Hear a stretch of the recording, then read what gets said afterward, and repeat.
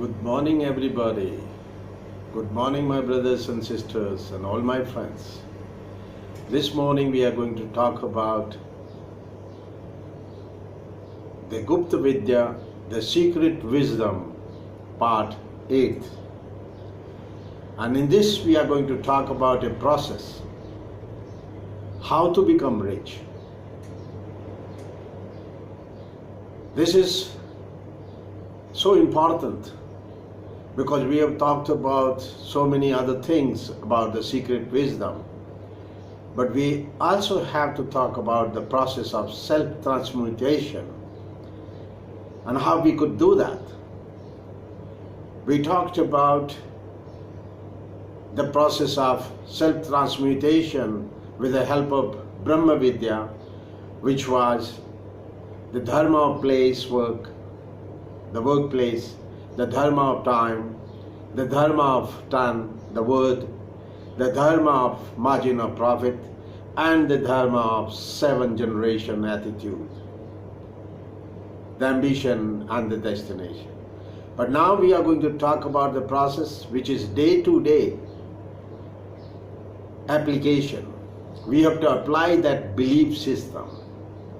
We have to apply and get the results. So how we could get the results? So we have to recognize and understand the cosmic habit force. Whatever you want to do in your life, all is possible and all is within our power and potential, as long as we know how to establish the great cycle of the habit, how to establish the great Sudarshan Chakra of Lord Vishnu to sustain the world.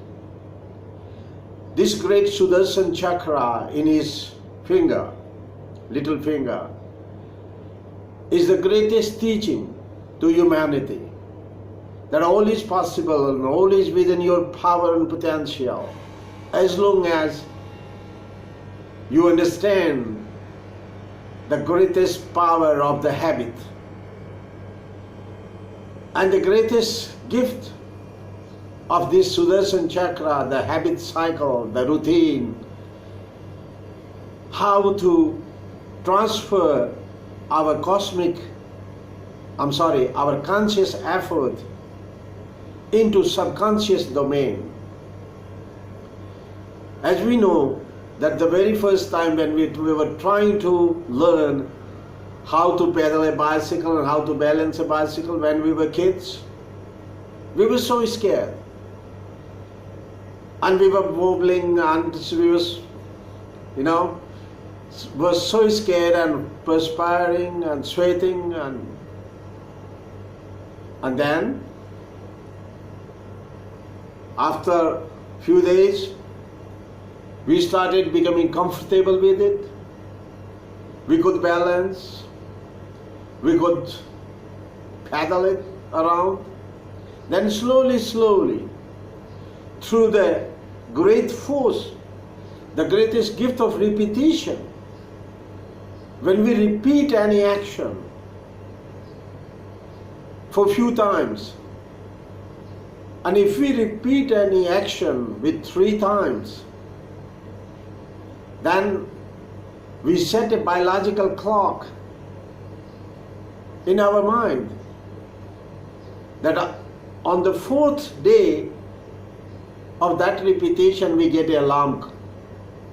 We get a wake-up call that this is 5 o'clock now and it's your tea time. This is an incredible gift. So we could transfer whatever we have learned consciously into subconscious domain. And then there is no perspiring. We just even don't remember what we are doing, but we perform it, we repeat it. And our subconscious mind, the all intelligent and all knowing subconscious mind will do that act for us. Subconsciously. And we are not even aware about it. So now, after a few months, we pedal the bicycle here in Delhi, and we could be in London, going around the Trafalgar Square, or say we could be anywhere on the planet, or even in the cosmos, in the universe, while we are using the bicycle, while we are driving the car, while we are doing routine work, yet there is no sweating, there is no labor. So this is the greatest gift to us, to create the cosmic habit force. So we are going to create the eternal cycle of those habits which will make us rich, which will make us wealthy and rich. And the richness is not only collecting money and creating wealth, but it's little bit further than that. It is more deeper than the skin. So we have to establish a belief system, a Sudarshan Chakra of habits. So we have to have a timetable of our waking up, rising up in the morning, and then our going to the bed, sleep time. And it has to be fixed. Your timing to get up in the morning and your time to go to bed must be fixed. And if it is not fixed, believe me, you won't be able to enjoy. You can collect, of course you can create wealth, but you won't be able to enjoy it. Because you become a slave of the money then. You all the time you are driven by the money, not you yourself as the master of the life. So you have to have those habits. You have to establish that Sudarshan Chakra, that timetable, that discipline. So once we have this discipline, I rather would advise anybody who is poor, I will say, start getting up early before the sunrise.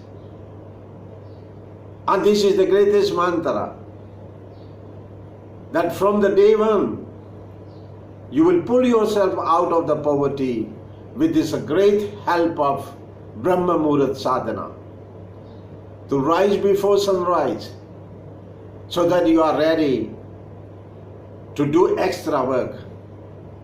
This is to extend your daily time and daily routine and daily labor, like everybody else, 24 hours of cycle. But you can increase your working time by rising up early, getting up early in the morning. So now we are going to talk about the process which we are going to perform in 5 steps. And the very first step is the power of saving. Nobody in this world has become rich without cultivating the habit of saving. We become rich by saving the money. And when we have this attitude to become rich by saving the money, we will transfer our thoughts of saving to the subconscious mind, the greatest creator within. And when we transfer this thought pattern to our subconscious mind, the greatest creator within, the subconscious mind will create those conditions, will create those events, will create those resources, and create those opportunities to save more money. Because through saving, we enable ourselves, we empower ourselves for future investments. If we don't have money saved, how could we plow back? How could we reinvest? So if we don't have saved money, we won't be able to re-employ the money, to reinvest the money, to plow back our profits. So it is very important to create an eternal cycle of investments, and that is only possible through saving, because you have to have something on your hand to reinvest again. So we have to have this attitude that we can become rich by saving the money. This is the first step. The second, we have to have our daily expenses fixed, like written in the rock. You have a choice. You can be generous with yourself, but once you decide that you are going to spend on yourself as your personal expenses, but not more than $10, not more than 100 rupees. So in the morning, you spare the 100 rupees and put that in your pocket, and try to stay within that limit for your personal expenses from morning till evening.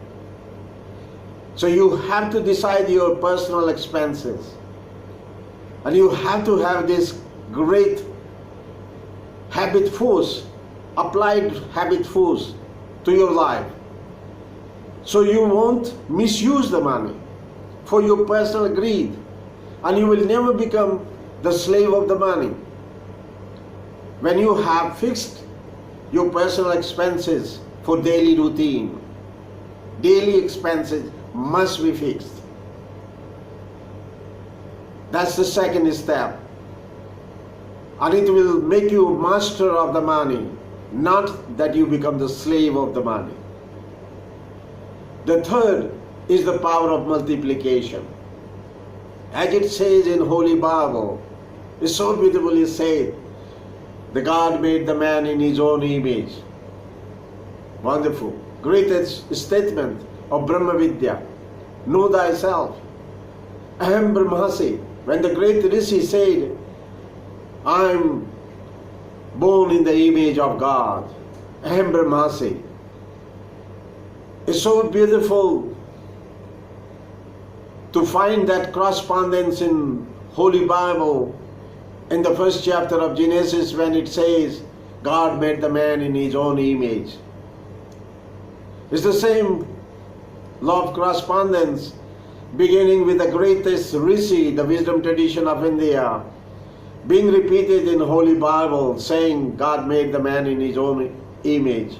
And then God said to him these three commands: go and multiply, be fruitful, second, and be the tree of life. So we have to be here rich, and by being rich is by being fruitful, and then being wealthy is to become the tree of life, so that all others can take the shelter.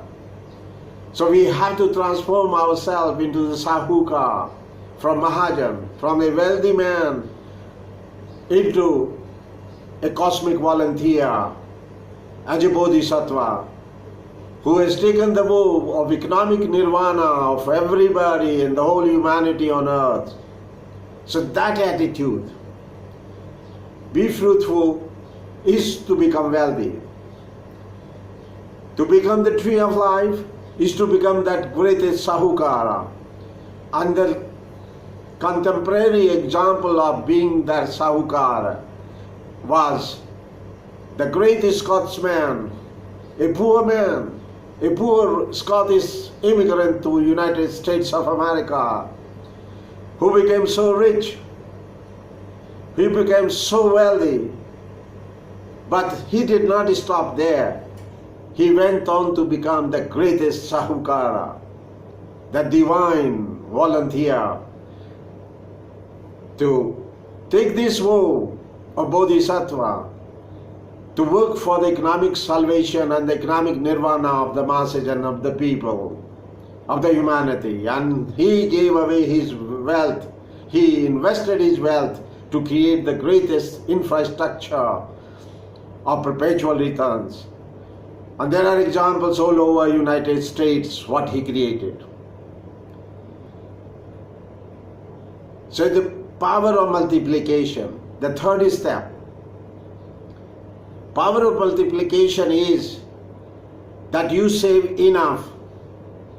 And for example, you are making, like you are working anywhere, or you are making from your business $10,000 per month. So that's one Mr. Andrew or Mr. Robert or Mr. Bhagirath or anybody. And then we are going to increase this $10,000 into $20,000. If we could increase our profits and our savings to $20,000, it's not the increasing profits only, but the savings. Once we have created an infrastructure of creating $20,000, there are two Andrews now who are working for this cycle of wealth creation. We have multiplied into two. And how? Through saving and reinvesting and re-employing the money. And if you don't want, and if you don't have the opportunities to reinvest it, you can always use the greatest facilities of the banking and calculate your interest gained out of your capital. And if your interest becomes $10,000, then you were making $10,000 plus your interest $10,000. There are two people, two Andrews working. And you could keep on multiplying yourself. And once you have multiplied 9 times, so one Andrew is spending the money and 9 Andrews are making money. Can you imagine? You have multiplied yourself 10 times. That's the power of multiplication. And you must have that attitude to save more money, to re-employ it, so that you could create another cycle of wealth creation. And this cycle will bring you another $10,000. So you were making $10,000, and then again you got this new cycle of wealth creation which is giving you another $10,000. So there are two. The same way you are going to create and explore different dimensions of wealth creation and multiply yourself through that cycle of wealth creation. Different dimensions. So there are more and more people join in. There is more and more multiplication of those cycles of wealth creation, which will bring you $10,000, then $10,000, and then $10,000, and it goes on multiplying that way. So the power of multiplication, as God said, go and multiply. So we have the power and potential to multiply ourselves, not like having kids, but we could multiply that image of God. We could multiply whatever we are into tenfold Andrews, 10 times of yourself. When we have 10 times of yourself multiplication, then only one is spending the money and 9 are creating the money. So you will establish the eternal cycle of wealth creation. Then the fourth is the power of apprenticeship, hands-on experience. This hands-on experience is very important. It is so beautiful to explore the depths of your creativity. It will explore and it prepare you for the future dimensions of how to take risk, how to control the risk in business. And when you become an apprentice with any business house, you must have this attitude that you are going to be the tycoon. You are going to be greater than this organization which you have joined as an apprentice. And you will improve this organization. You will help this whole process to become dynamic with your creativity, with your thought, with your point of view, with your attitude. So you become creative apprentice. You become the future Buddha. You become the greatest wealthy man in transition, in transit. Like a bodhisattva is the would-be Buddha. So you become the great apprenticeship. You start your hands-on experience, whatever you want to do in your life. You decide the field of activity, the business activity, like you want to become a manufacturer, you want to become a trader, or whatever you want to become, whatever idea and the model you have to become that rich man, the wealthy man, you have to decide your activity or business, what you want to do, and through which process you want to become rich. So you must join that house of business as an apprentice to gain the hands-on experience. And this is so important, and this will explore the depths of your creativity, of your personality, and this will prepare you for the future tycoon. You will become the greatest and successful businessman more than where you joined through this hands-on experience. So this is so important. This process, the whole process that you follow, and you create an eternal cycle of your habits.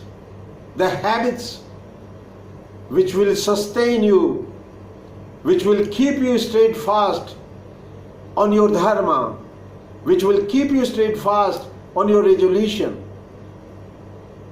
So you have to create that Sudarshan Chakra. And then, believe me, there is no labor.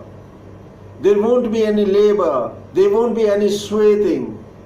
There won't be any red face.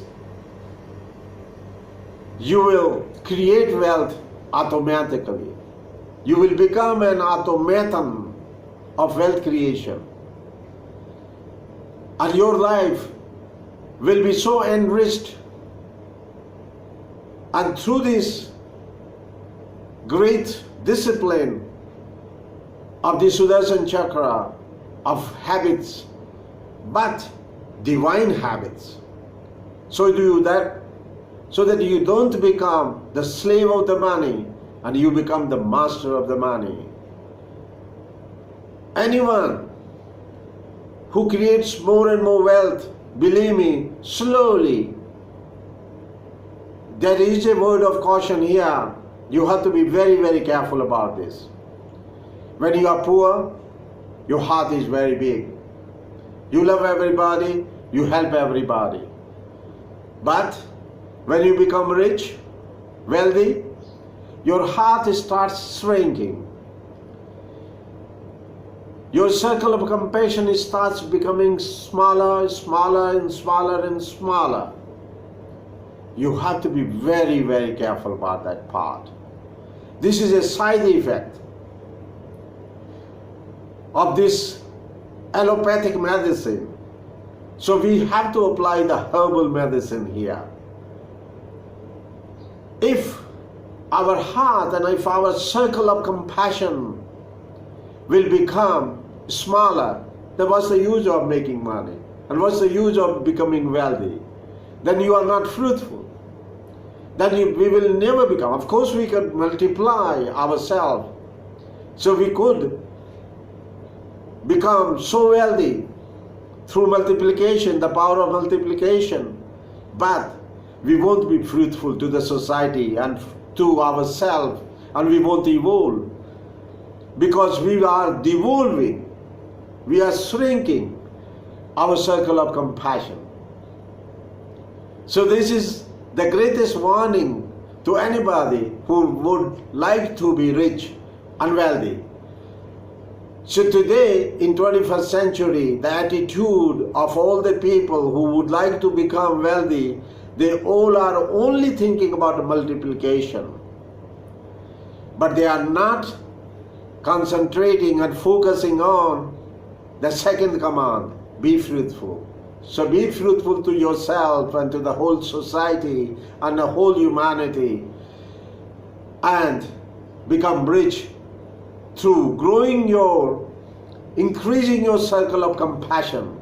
And if your circle of compassion becomes smaller and smaller and smaller, and a day will come when even your family, you will kick out your own kids and your family, and you would like to be only one in that circle of compassion. And then you will play around and manipulate their psyche, and you will throw around the gifts and use people. Use your own kids. You will use your own family, your own wife, your own neighbors by throwing gifts around and manipulating them. But your circle of compassion is so small, only you could be in there and nobody else. This is the greatest curse of Maya. This is the greatest curse of the wealth. So you have to be very careful, because why it happens? Because you become more and more greedy, more and more selfish, and more self-centered. So you have to be rich, you have to be wealthy, but a dynamic wealth creator, a happy wealth creator, a creator of the wealth, and become the fruitful. As God said, go and multiply and be fruitful. So we have to be fruitful, and we have to evolve, and our circle of compassion must become bigger and bigger as we multiply. Because if we know that we are multiplied into 2 Andrews or 2 Roberts or 2 Bhagiraths or 2 Rams, then we must also have that big circle of compassion, double than what we had before. The greater area we must cover, include more people. And then when we are 9-fold or 10-fold, we must have 10-fold increase in our circle of compassion to become the tree of life. And that is the way we could become rich and wealthy. Thank you very much, and have a very, very beautiful day, my brothers and sisters. Thank you very much.